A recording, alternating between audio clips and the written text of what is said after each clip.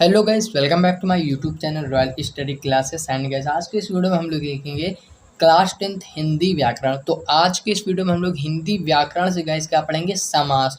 जो समास की परिभाषा होती है, तो आज के इस वीडियो में हम लोग समास पढ़ेंगे एंड समास कितने प्रकार के होते हैं और कौन कौन से समास 10th के बोर्ड एग्जाम में पूछे जाते हैं। ठीक है, तो हिंदी में हम लोग व्याकरण को पढ़ेंगे। ओके, तो यहाँ पर देखिए सबसे पहले समास की परिभाषा। तो देखिए समास की जो परिभाषा होती है वो क्या होती है। ओके, अब गाइस यहाँ पर देखिए समास की परिभाषा क्या है। उपसर्ग तथा प्रत्यय की तरह समास भी यौगिक शब्द बनाते हैं। परस्पर संबंध रखने वाले दो या दो से अधिक शब्दों से मिलकर बनने वाले एक स्वतंत्र शब्द को समास कहते हैं। ठीक है, एक स्वतंत्र शब्द को समास कहते हैं। तो यहाँ पर देखिए मैं फिर से आपको रिवाइज कर देता हूँ कि उपसर्ग तथा प्रत्यय की तरह समास भी यौगिक शब्द बनाते हैं। परस्पर संबंध रखने वाले, ठीक है, दो या दो से अधिक शब्दों से मिलकर बनने वाले एक स्वतंत्र शब्द को हम लोग क्या कहते हैं, समास कहते हैं। ओके, तो यहाँ पर आपको समास पता चल चुका है, जो समास की परिभाषा थी।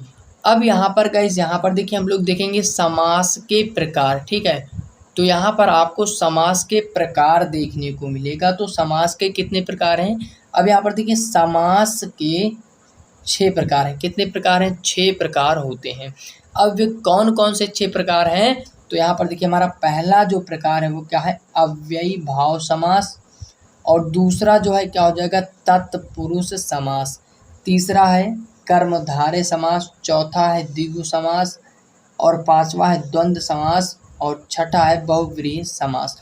अब यहाँ पर देखिए इन 6 समास में से कौन कौन समास है जो बोर्ड एग्जाम में पूछे जाते हैं। तो ऑफिशियली 10th की क्लास में सिर्फ 2 समास आते हैं। एक है द्वंद्व समास, दूसरा है द्विगु समास। ठीक है, तो 2 समास पूछे जाते हैं। तो सबसे पहले यहाँ पर हम लोग देखेंगे द्विगु समास। ठीक है, तो यहाँ पर देखिए द्विगु समास हो जाता है। तो द्विगु समास की जो परिभाषा है वो क्या है कि जिस समास में पहला पद, जिस समास में पहला पद, ठीक है, क्या है, जिस समास में पहला पद संख्यावाचक हो, यानी कि गिनती बताने वाला हो। क्या हो, संख्यावाचक, जो गिनती बताता हो या गिनती बताने वाला हो। ठीक है, तो दोनों पदों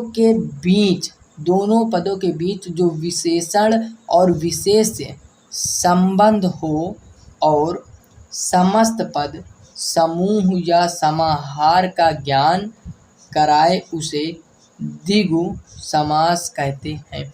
उसे हम लोग क्या कहते हैं, द्विगु समास कहते हैं। ठीक है, उसके बाद अब यहाँ पर देखिए हम लोग कुछ एग्जाम्पल देखते हैं। ठीक है, एग्जाम्पल देखेंगे तो यहाँ पर समस्त पद आपको मिल जाएगा और विग्रह।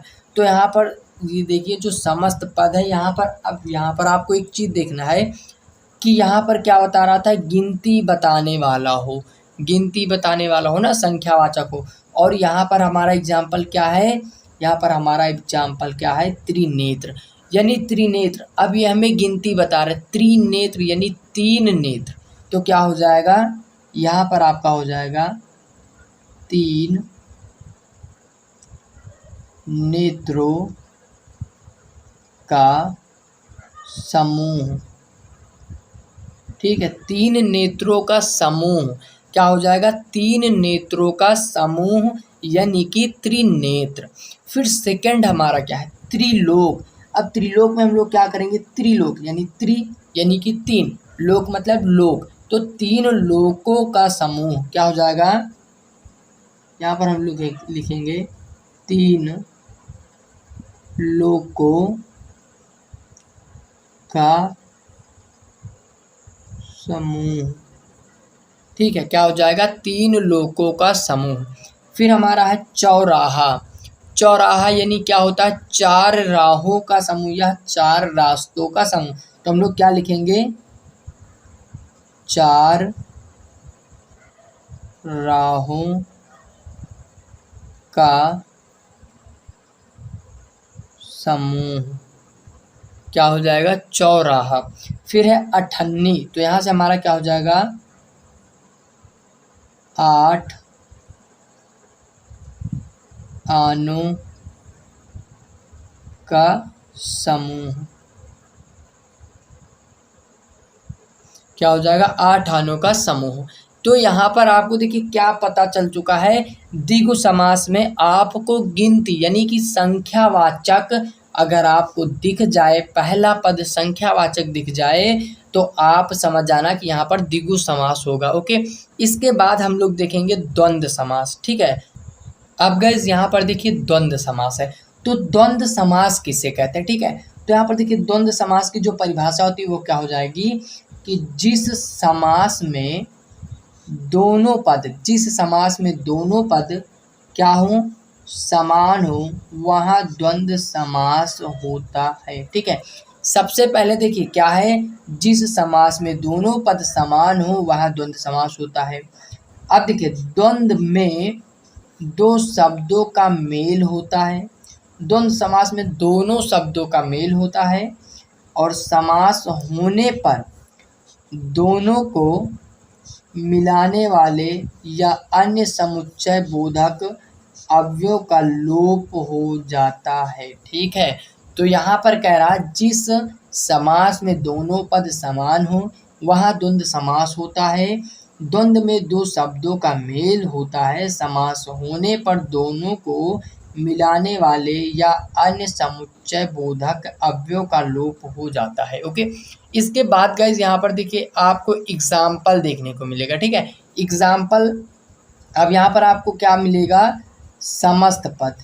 एग्जाम्पल में क्या है, समस्त पद, और यहाँ है विग्रह। ठीक है, तो यहाँ पर देखिए हम इसे सॉल्व करेंगे। अब देश विदेश लिखा है, यानी देश या विदेश। तो देश या विदेश को आप लोग क्या बोलोगे, ठीक है, जिस समास में दोनों पद समान हो, यानी देश और विदेश दोनों समान है, तो हम इसे क्या करेंगे, इसे हम लोग लिखेंगे देश और विदेश। क्या लिखेंगे, देश और विदेश। तो यहाँ पर देखिए आपका जो विग्रह है वो हो चुका है, समस्त पद और विग्रह। तो यहाँ पर समस्त पद क्या था, देश या विदेश, और विग्रह में क्या हुआ, देश और विदेश। ठीक है, तो इसी प्रकार से यहाँ पर है माता पिता, और यहाँ पर हम क्या लिखेंगे, विग्रह करेंगे तो माता और पिता, माता और पिता। तो गाइज ये बहुत ही सिंपल और बहुत ही आसान है। अब यहाँ पर रात दिन, तो हम क्या लिखेंगे, यहाँ पर हम लोग लिखेंगे रात और दिन। ठीक है, फिर है जल थल, तो हम लोग क्या लिखेंगे, जल और थल।